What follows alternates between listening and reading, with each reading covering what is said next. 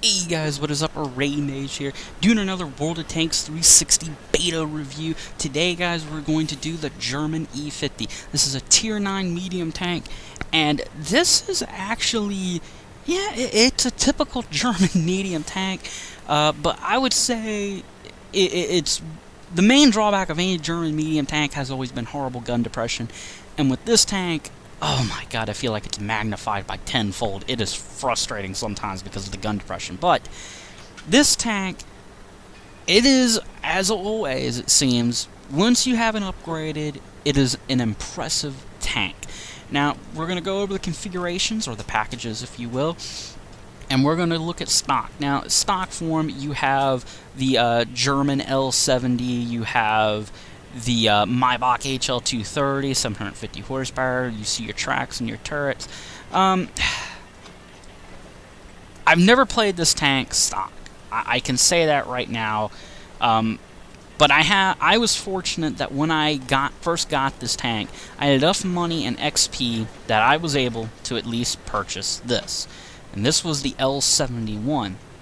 Now, and it came with the Maybach 234. Let me pull up the stats. The Maybach 234. You see your tracks in the turret. I think it's actually the same. This tank, I mean, the gun, I can't say much. I mean, this tank is really sluggish when you first get it. And like I said, this was the first package, and it was okay once I got the first package. But I can tell you right now, the L71, great gun at Tier 8. Great gun for the Panther 2, but you know, I mean, just like I said with the Panther 2, the gun shows its limitations against Tier 9 heavies such as the M103 and the E-75. It just shows its limitations. You really have to hit them on the flank. But this is where the tank started to show up for me. This is where this tank came alive. I ended up getting a new set of tracks, so here you go. Same engine. I do get the same turret. Tracks are different. You have a slightly quicker traverse speed, and there's your damage output. Now, look closely at the penetration figures. 223 millimeters with armor-piercing ammo. Look, if you like the L100 75 millimeter gun, you're going to like this L100. This is the L100 88 millimeter gun. This thing does everything the L100 75 does, but more. It does it with raw damage output. It makes up for it, obviously, with its damage output per shot, but it has a fairly respectable quick reload. And you should be going out of your way to get that. Once you get that, this tank is okay. It can actually start to be a little bit more quicker, and it can actually get out of its own way. Now, this bad boy in this configuration, the final package, and let me go over the stats real quick. You get the Maybach HL295. You now have a 1,200 horsepower engine. You now have the 105mm L52 gun. This is a gun, you drop off 3 millimeters of penetration, which isn't horrible, but the trade-off is you get a long reload time, and you have a damage output that is 300 plus. I've been able to get 400 damage points out of this thing, hitting Tiger 2s and E75s on the side. You see you get better tracks. I think they're the same tracks. No, actually, they're the same tracks. You do get a new turret, and that gives you more spotting range. This tank, in this final package, is impressive. Now, I'm going to talk about the one bad thing about this tank, and I will talk to you about that in the gameplay that's going to be coming up shortly. Okay, guys, here's the gameplay. This was a 5-kill gameplay. I was fucking balling out. And if you're kicking ass at Tier 9 and 10 at this point in the game, you're doing something right, or there's a bunch of bad people in the match. Could have been a combination of both, but you know, at Tier 9 and 10, you're just facing better quality players. Typically, these are guys that have been there, done that. They know what they got to do. They know the maps pretty well, and you know, at Tier 9 and 10, the tanks are much more difficult to hit. They're much more harder. They're not as easier to put damage on as, say, you know, Tier 5 tanks. Tier 9 and 10, you have to know the weak points. You have to know the sweet spots on every tank. And this game, well, I mean, didn't seem like it mattered much to me in this. I did pretty well. Going on to the E-50, this tank, if you're at the top of if you're one of the top tanks, if you're one of the very few tier 9s or higher tier tanks in the match, and you're basically one of the top dogs, you basically are a shock trooper. You can kind of play like a heavy, you play like a pocket heavy, you push up, and you can go up on the front lines and fight. Now, I sensed this was a pretty balanced match. I felt like I could do that here. Catch this Panther coming across the middle. There's always somebody that runs across the middle. It's a Panther too. I hit him right in the side.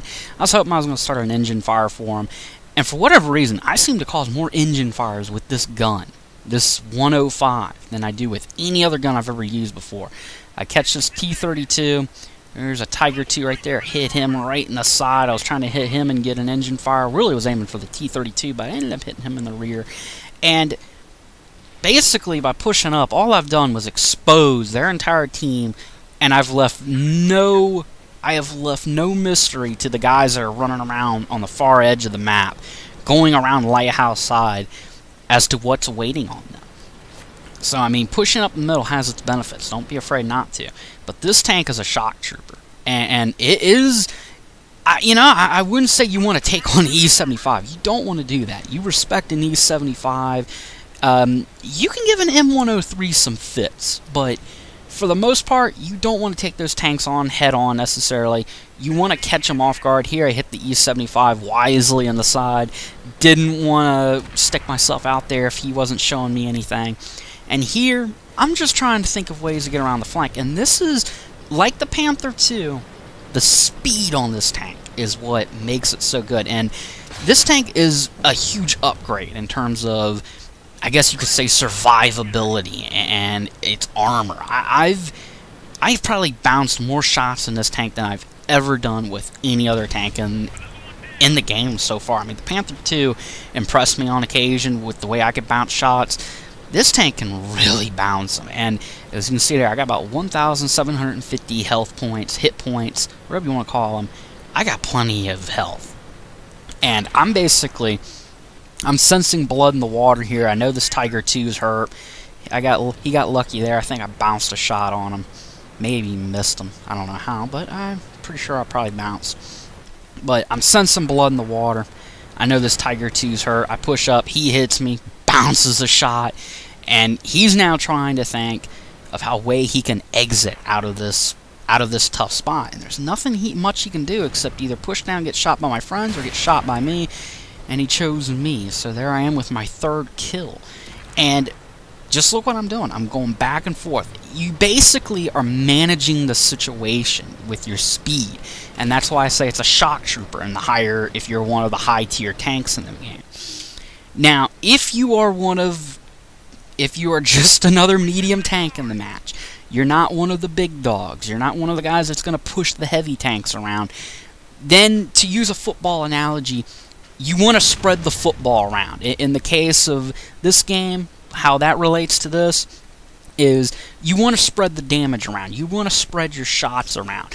You want to use your speed to kind of run around, get in spots where you can snipe, hit enemy tanks. Keep in mind, you're putting 300 plus damage out, sometimes 400. I think I hit this T-110 for 400. Let's see. Come on, hit him. 420 damage. That is very nice damage output.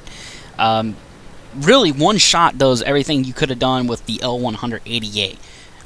So you basically hit somebody once, move on to your next target, or you move to the other side of the map, and you start trying to pick on other higher tier tanks. And that's basically how you play this tank in the more high-end matches. You just want to spread your damage, spread your shots, and use your speed to great effect. In the course of this match, there weren't too many really heavy-duty tanks in here. I mean, yeah, there were a few in there, but they were mostly spread out, and I didn't have to worry about them as much. So I could afford to run around and push around a little bit, and I'm managing the situation. This tank, like I said, it is a shock trooper in some situations where you are the big guy in the match. And of course, here you've seen a little bit of both play styles. I managed that little part of the map. I kind of ran around, made sure nobody tried to push and get our flank, and I got the speed. This is a pocket heavy in many ways, but its speed is really what sets it apart. Its speed and armor is what surprises everyone, I feel. The gun, everybody knows, but speed and firepower speed and armor. It's just a perfect setup, just like the Panther 2. Anyways, guys, hope you enjoy. I don't know if I'll do an E-50M. I don't know if I have enough time before the beta ends, but I'm going to try to. Hopefully there will be an E-50M gameplay, but I'll catch you guys later. Peace out.